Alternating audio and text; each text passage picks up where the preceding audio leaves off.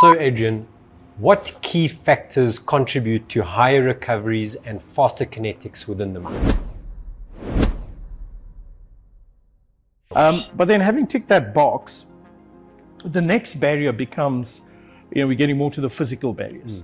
So that the gold that is sitting in the host rock may have a passivating layer on it.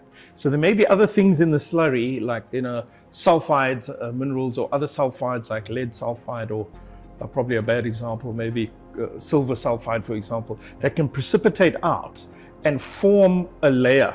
So it's not like a layer of rock, it's just it could be a gelatinous layer or any other a buildup of material, but not obviously in our host rock. Now we call those passivation layers. And as I mentioned, I started off saying we need to get the oxygen to the gold surface. And you're not going to get it to the gold surface if there actually is a passivating layer over there. You've got to remove that layer. Of course, the cyanide, which I haven't really spoken much about, is that's usually added in excess in the gold plant. So you never add cyanide in just what you need. It's always in excess, maybe 2-3 times actually what you require, and that's just as a safety net, because you don't want to not leach gold now because you've run out of a reagent because you don't have enough cyanide. So cyanide is usually not the issue, in that there is, from a reaction perspective, because there's usually more than enough of it. The oxygen that's in solution is the issue, but we've solved it with the MACH, with the pico bubbles to get it dissolved, so that takes care of that. The chemical side's taken care of.